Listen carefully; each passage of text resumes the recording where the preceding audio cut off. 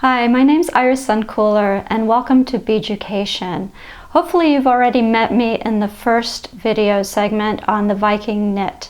This is the second one, and it's really important that you watch the first one or you're going to be lost right off the bat, because my version of the Viking knit is a freestanding version. It's not created on a dowel or a Sharpie, or it doesn't have anything inside of it, and therefore it's hollow as you work on it. Which brings us up to this installment of the Viking knit where you are going to be putting something inside. What we're going to concentrate on with this project is a set of earrings.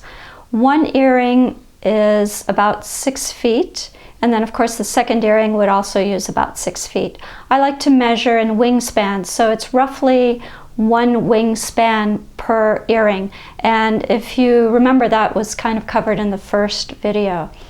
Also, after we do the earrings, I'm going to show you how to cage a rock or a pebble or something inside the rope. So if you wanted to make a necklace, for example, that continues and then it kind of looks like a snake that swallowed something and goes on, of course you're going to need a lot more wire for that.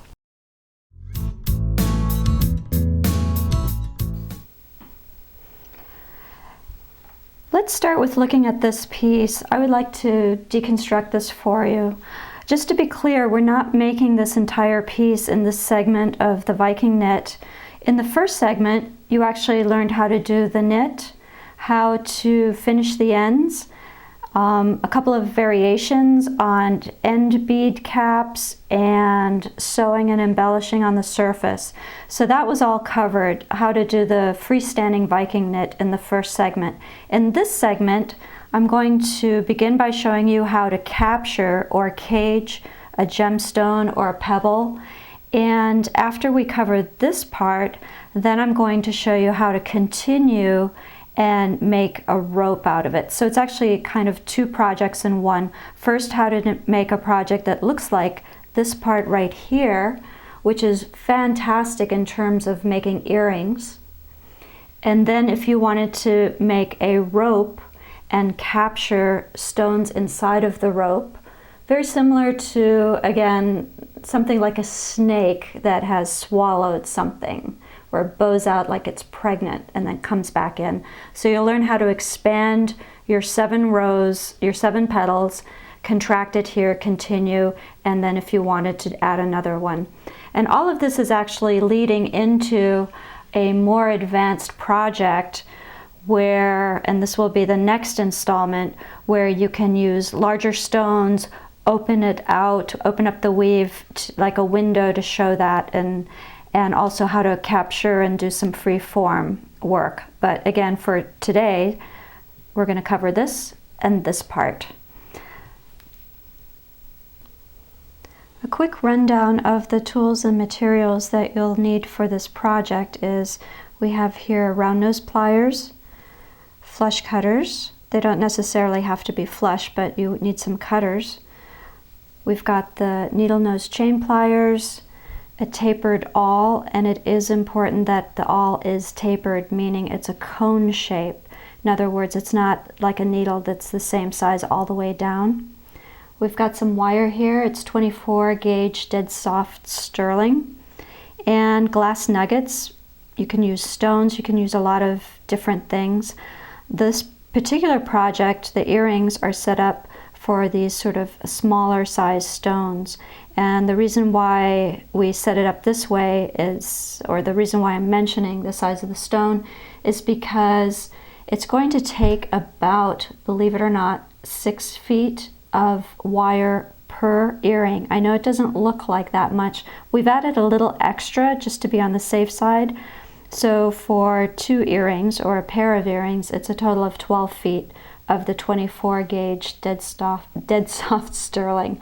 Also, just a reminder that for ear wires, you can find a free lesson on Beaducation on how to make your own ear wires, and then you'll be connecting this piece, the earring, to the ear wires by way of a wire wrap loop, or you can use jump rings. Now, one thing to consider is that if for some reason you wanted to use a bigger stone like this or something this big, you will need a lot more wire, and it's more difficult to splice in an extra wire when you have a stone in the way. In the first installment of the Viking knit, I showed you how to splice a wire in the middle of the tube, but as you can see with these, there is no middle because a stone is in the way. So you can splice it, but it's going to have to be hidden in here, and I'll show you how to do that. In other words, it's better to have a little extra wire when making these earrings than not enough, because you don't really want to splice. Of course, one of the first things that my students want to know is what kind of stone or pebble or gemstone would be appropriate for this. And I have lots and lots of things at home that I collected over the years. These are tumbled stones. Some of them were bought, a lot of them were found on the beach. And what you want to look for is something probably with a rounded shape. It doesn't have to be perfect like a cabochon, but just something sort of soft and round, because it's the easiest to learn on. So these are found stones. You can also find these glass nuggets in places. Let's see, I've seen them in garden shops. I've seen them as in craft places. Aquariums sell these. I've seen them for vases with orchids and things like that. They come in different colors. Some of this is really beautiful. I have some turquoise colored ones at home. If you buy the Beaducation optional materials kit, it will also include some of these. I have chosen the black ones to use for this particular project just because I think it'll be easier to see on camera what I'm doing. These have a little bit of a fused surface, but I think that they will still show up the best.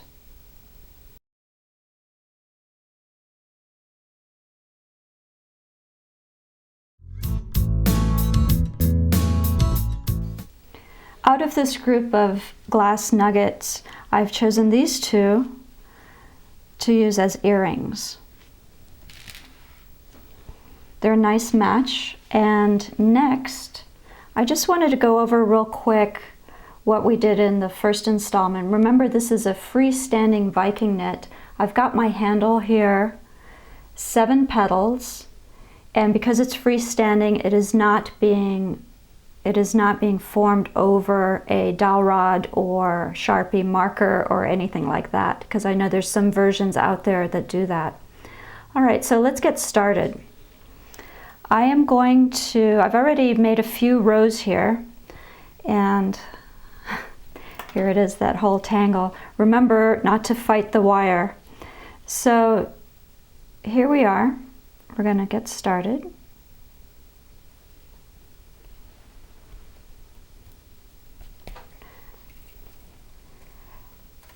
This is sort of custom made for the pieces.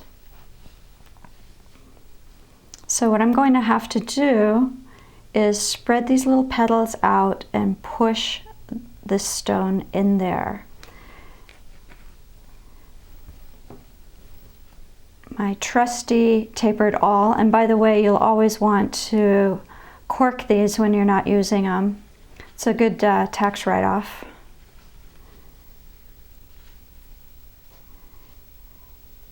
In the first installment, the whole point of the Viking knit rope, was to keep everything nice and even and round, because it is a rope. In this version, we are going to expand it, sort of flare it out.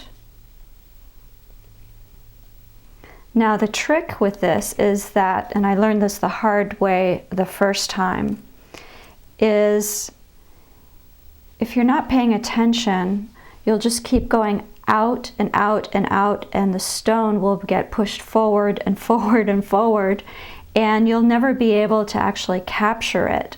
So the goal here, your quest, if you will, is that you have to get past the girdle, which is right here. Until you get to the girdle, this is going to keep sort of pushing it forward, which is why you're going to keep doing this. pressing it back in there to force these petals out and to also hug. And then once you get it past the girdle, which is the widest part, then the stone will stay in by itself. So what I'm going to do is do a few of these petals and then come back and show you my progress. So I've spent a little time going around a couple of rows worth, and what I want you to notice is how much I've flared this out. There's the rope, and if I tilt it like this, you can see that I've really flared it out. The idea again is to start hugging this. So I have to keep coming back in here and pushing it. Now I'm also going to take my fingernail and gently kind of squeeze it around there. And if I don't wedge it in there after almost every single loop, the problem is it's going to keep pushing my pebble forward. And you'll figure it out after you've been doing this an hour and you haven't made any progress. You'll figure out why you're not making any progress. So again, I'm really flaring this out. Let's see if we can get a close-up of that. All right, so let me do a couple more rows and I'll come back and show you the progress. So here you've seen that I've gone a few more rows and it is flaring out quite a bit now. You bring it up close.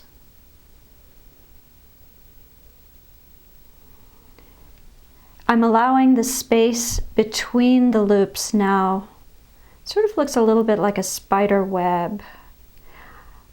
It's starting to go a little bit in a horizontal position, but I'm not going to be doing this for forever. You'll see on this next step.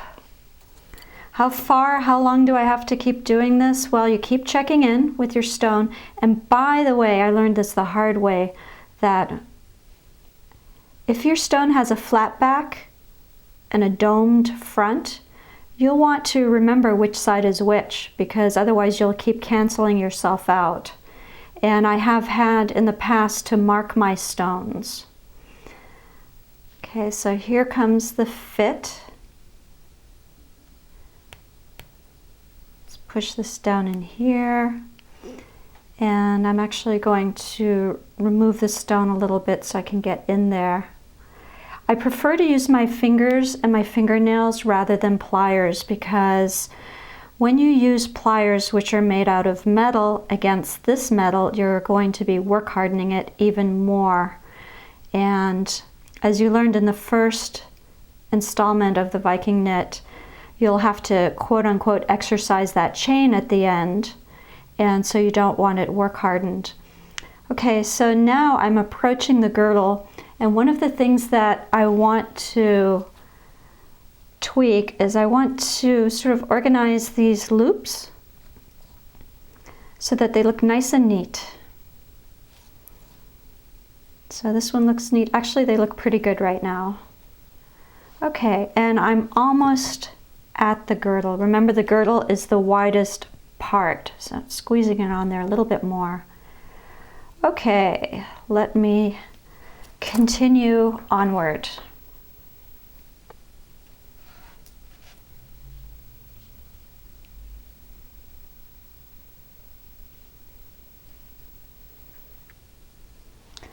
Alrighty, we've reached the part where the girdle is, being the widest part, and I'm going through and fine-tuning some of these loops to make them look nice and neat, kind of shifting them over, being very careful not to gouge myself with this awl, otherwise we'll be finishing this video in a hospital. All right, oops, there we go. Now it's going to get a little tricky, because guess what I have to do? I have to keep the stone in here while using the awl. So here we go. Same basic concept, except I have a stone in the way.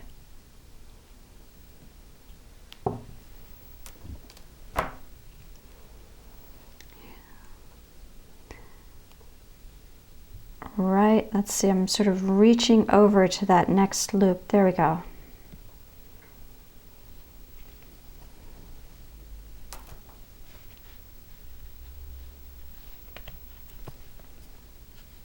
Ooh, wire everywhere. I kind of just let this wire move around because I don't want to spend time trying to tame it. And if you keep straightening out the wire, you're actually work hardening it, so your piece is going to be a lot stiffer.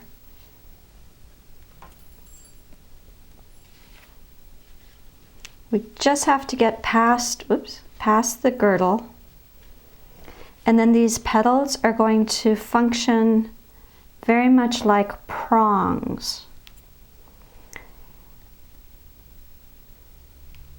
And I think we're almost there. Right now the stone's still coming out, so we just have to get past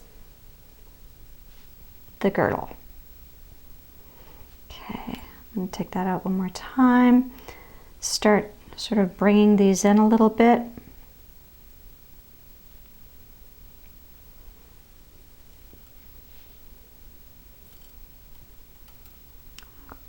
Okay, so I have a little bit further to go.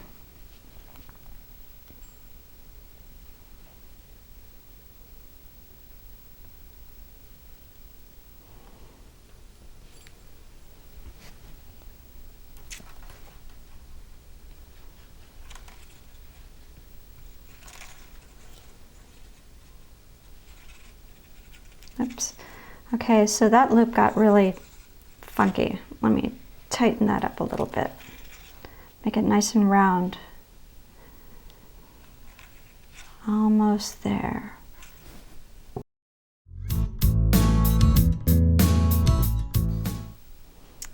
Okay, we're almost finished. Sometimes it can be a little bit challenging to get around the corners. And if this happens to you, it's not because you're doing anything wrong, it just is a little challenging.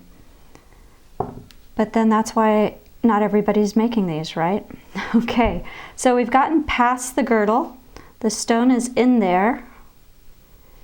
If your stone feels like it's slipping out, then you might want to, let me clip the end off. Whoops, there we go. I'm clipping the end off because it's gotten a little bit overworked. I need a clean end. So what you can do to tighten it even more is on the last couple loops, just pull them really tight. Let me, sure could use an extra hand here. There we go. Okay, so that one was pulled in a little bit tighter in between here. And let's see, I probably want to do, I have to think about where I want to end the wire because it's got to be hiding somewhere. So I'm going to do one more, pull it in a little tighter.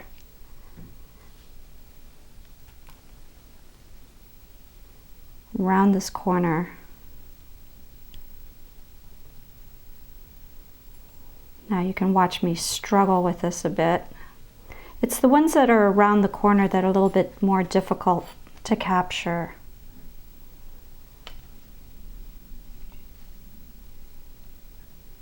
There we go. Come on, get in there.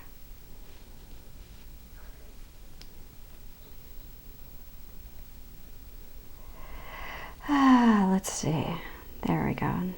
I keep almost getting it here.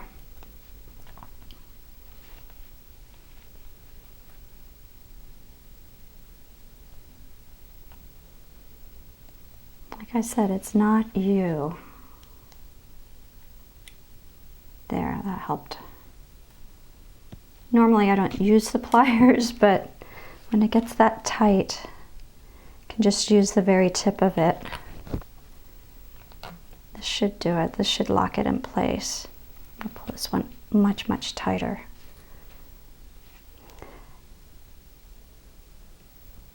These are like prongs. Now, I've got to end this. So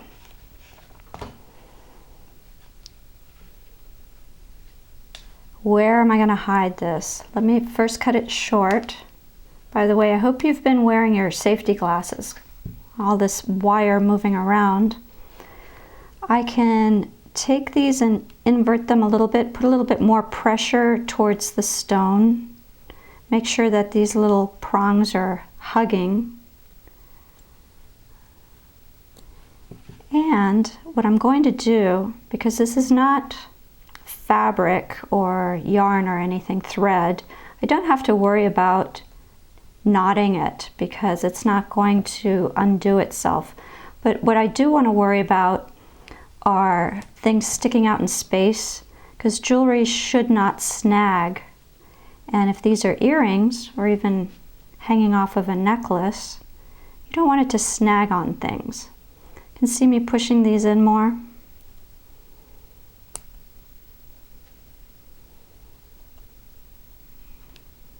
Just using the back of my awl. There we go. Okay, so wherever I terminate this wire, it should be somewhat tucked in.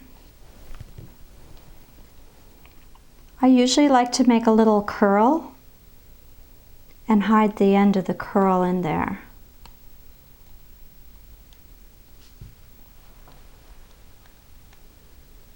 So anywhere is fine as long as it's not sticking out in space. There we go. All right, just to get a little close up, I came back around here, I looped it through one time, kind of curled it, and I'm tucking it in right there. It's moving a little bit on me, so let me compress it a little bit. There's that tip. So I'm hiding it underneath one of these rows, and then just to hide it even further, oops, now it keeps wanting to pop out, so that might be a problem. I don't want this to pop out. Let me try it again. I'm gonna curl the edge, kind of roll it in there, put a little tension on it.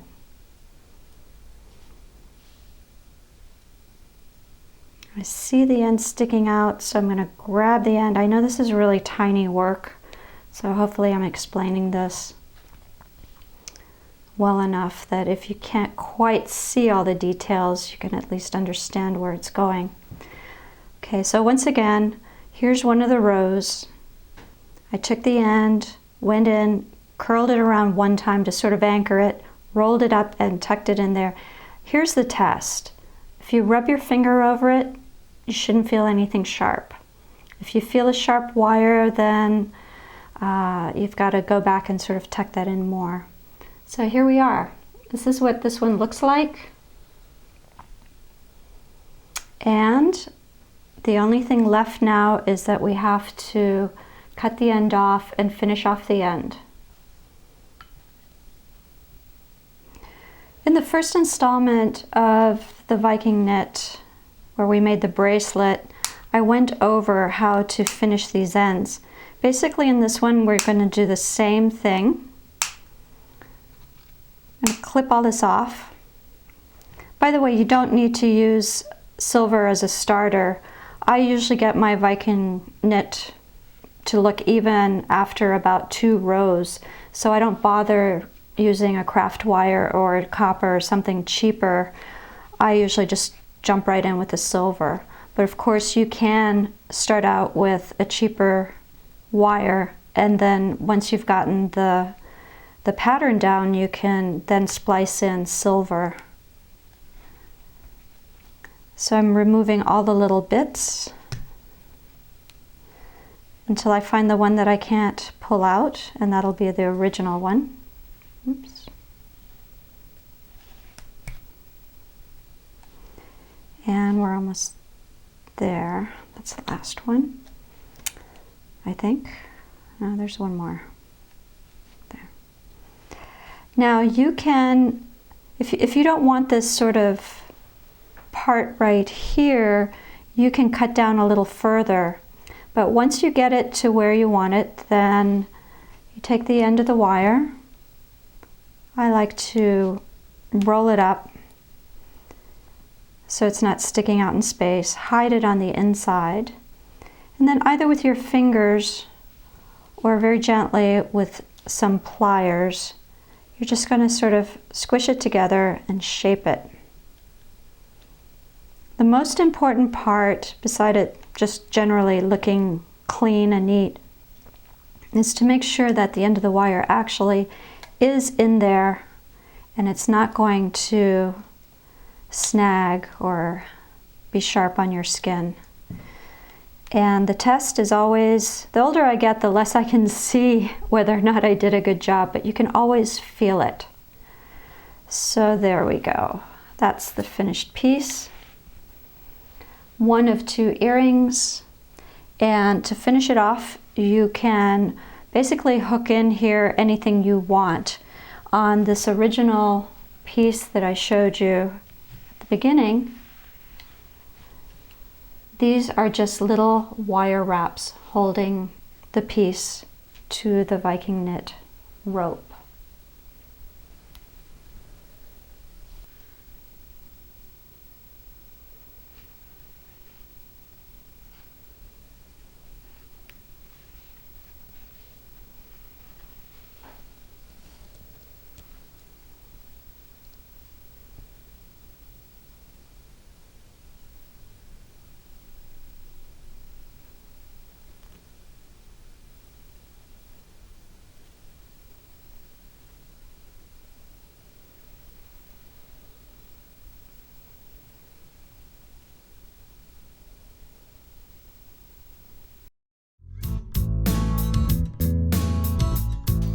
I just wanted to also show you how to capture a glass pebble or stones or gemstones inside the body of this wire rope.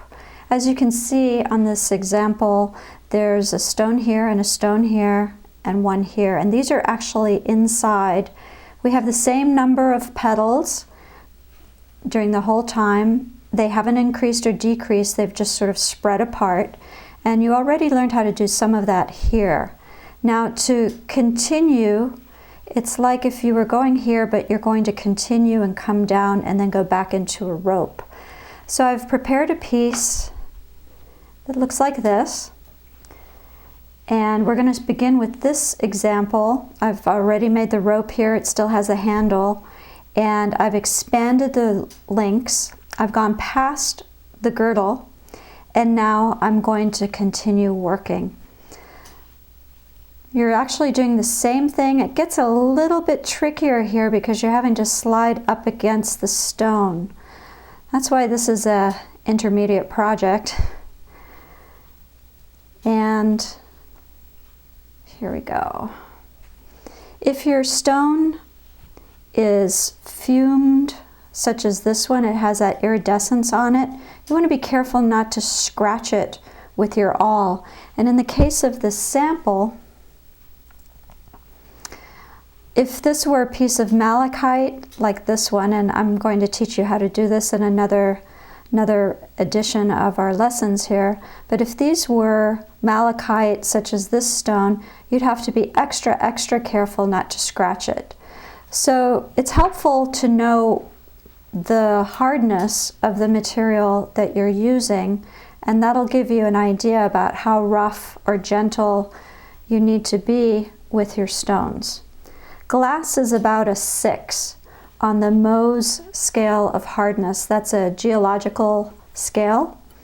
And a number 1, for example, is talc, and a number 10, for example, is a diamond. So the diamond's the hardest.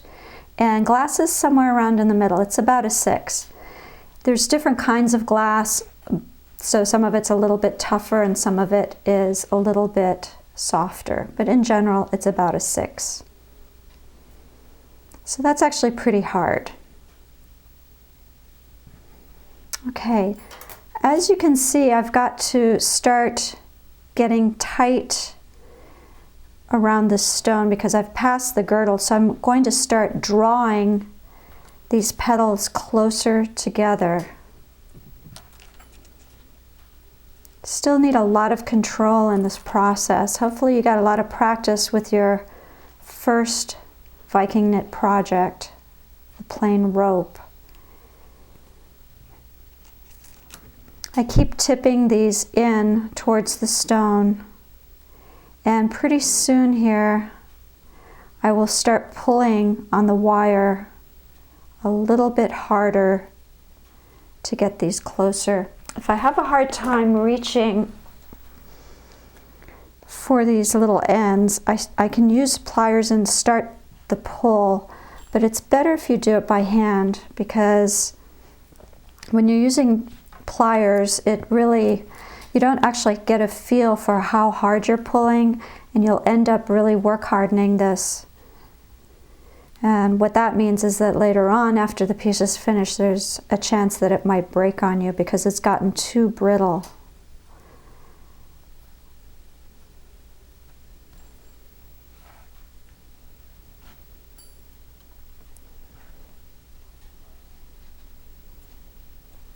Okay, now I'm starting to pull this a little bit tighter.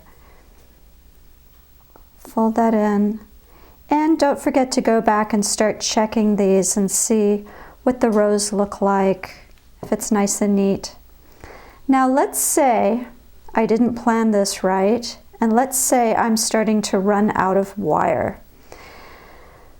Probably the worst place to splice in a new wire is while you're working around a stone.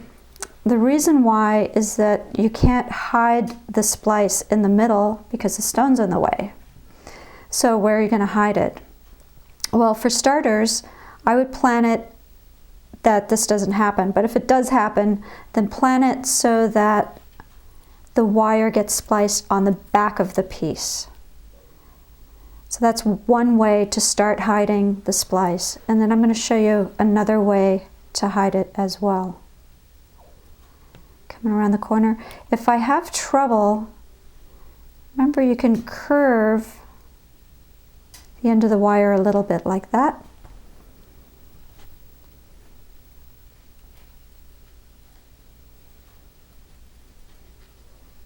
And again, I'm pulling this tighter now because I want to draw it together. Eventually it's all going to converge into a rope again. Alrighty, so we're coming around the back. I'm going to go ahead and pretend I've run out of wire. And I'm going to splice it in here. Okay, so because I'm making a rope and this is going to be a bigger piece, I'm going to go ahead and pull out one wingspan of wire to get going.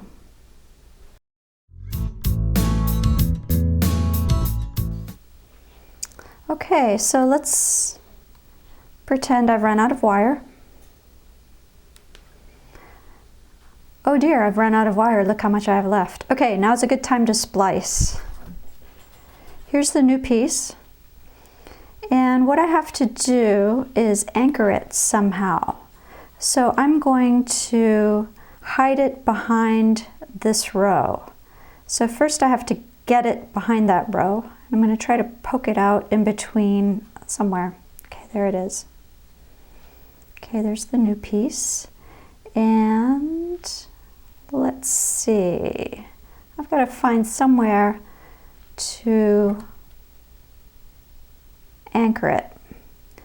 Because this is not thread or yarn or fabric, it probably is not going to pull apart with normal wear. So what I've done is I've taken it down in here, come out, curled it so that that sharp end is not sticking out. I'm double checking. And I don't feel anything, or do I? Wait, maybe I do. No, it's not there. Okay.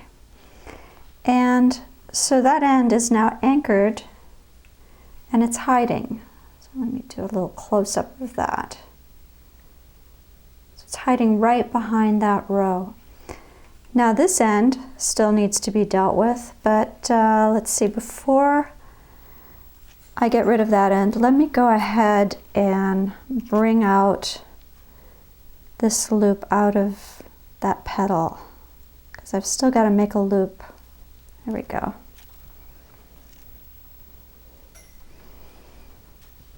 Okay, now that I'm confident that I have a loop there and I don't have to undo anything, I'll go ahead and take care of this end. So I'm basically going to do the same thing, just going to cut it a little bit shorter.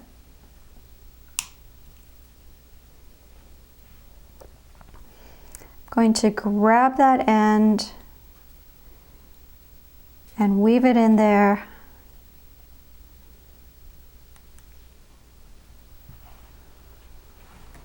Give it a little push. Now I can't actually see that it came out anywhere, but it looks pretty secure. I'm going to finish this loop.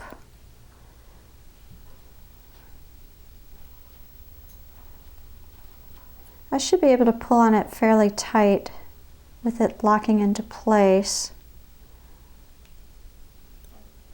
I'm doing a little bit of improvisation here.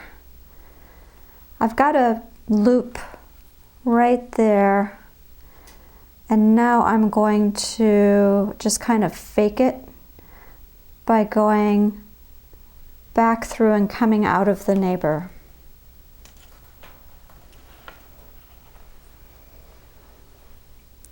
So since I've already made a loop, to splice it on, I'm going to just let this one go. Oops, it's stretching out the first one. Let me take care of that.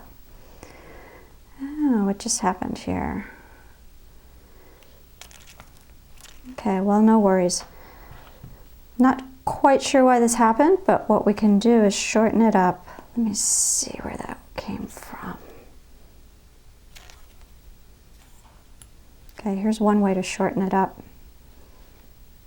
I'm just kind of twisting it around and laying it down in place. And now I'll have to come back to that and beautify it a little bit on my next go around. This is a preview on some of the improvisation that you have to do if you're going to get up to the Viking bezel technique, which would be the next video. Okay. So I've got that anchored. I'm way, way, way past the girdle. I'm going to continue on. And then as I sort of close this up so it's going back into a rope shape, I'm going to come back and play with this a little bit after I've put some more links into it.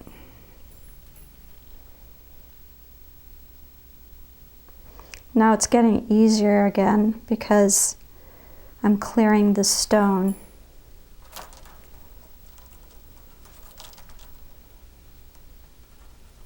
Ooh, look at all this wire. That's what a whole wingspan looks like. There we go. Trying very hard not to get a kink in here, because they're very detrimental to the piece. There we go. Folding these in. Now let me do a little check and make sure that all of these are in a row. We'll do a little bit more fine tuning later. Oops, now what happened? Something poked out. Oh yeah, remember that one earlier? I wasn't sure quite where it went. There it is. Actually, now is a good time for things like this to happen, because when you're wearing it and you're out in public, that's not a good time for things like this to happen. Or after you've sold your piece, also not a good time. Okay. So I'm going to suggest you come back. Let me go ahead and pull these together a little bit more, and then you'll see the final stages of bringing it back into a rope.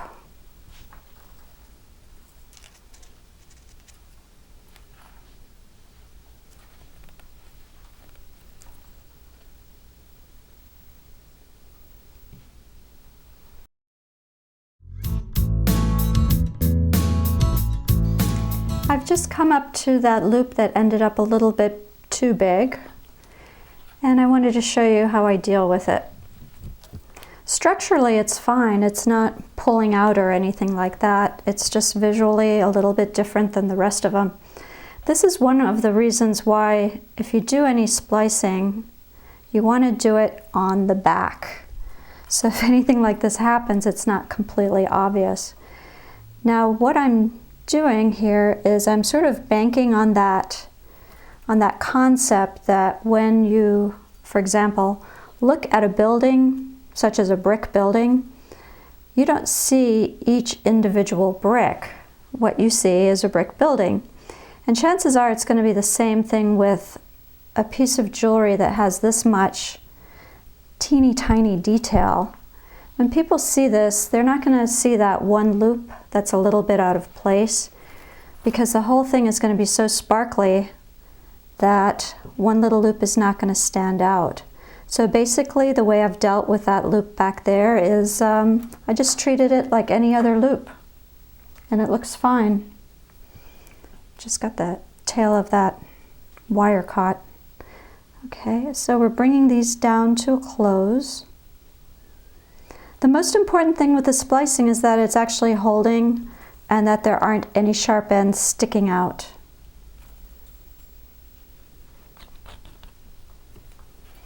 So we're almost there.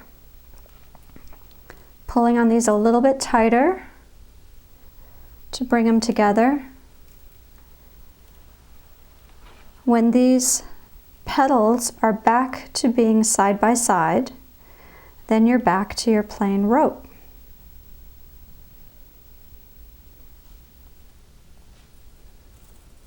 Let's see, I'm going to grab this a little bit. There we go. Got a little bit stuck in there.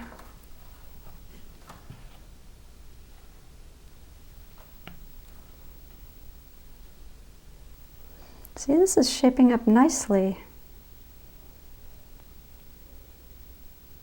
It's nice and snug in there. No big gaps. It's starting to actually look like a snake. It looks like the head of a snake. There's an idea. Put a couple beads on the end.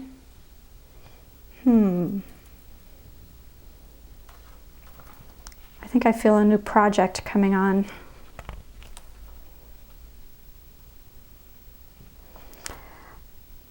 Almost finished caging this pebble.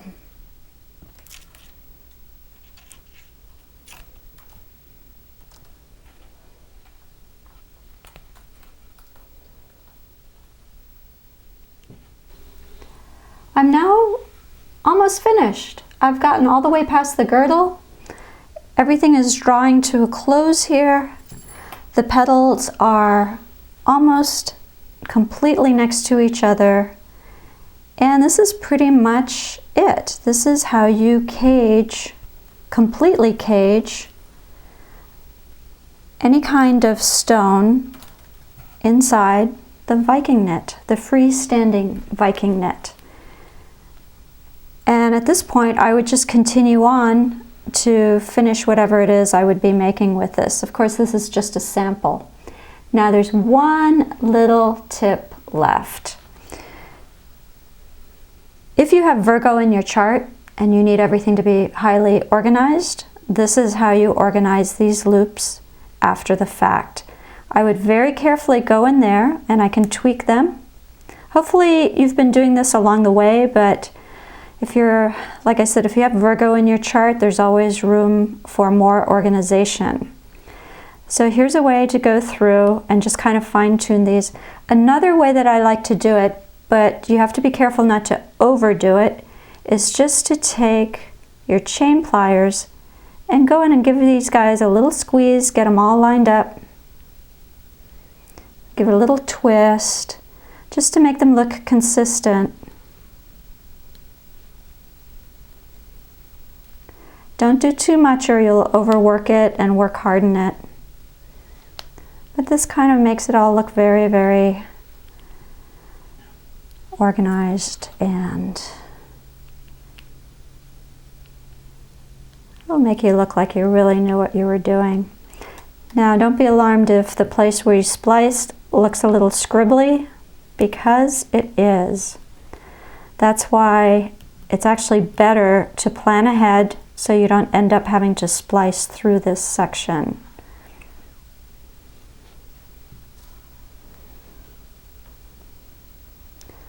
All right, and there we have it.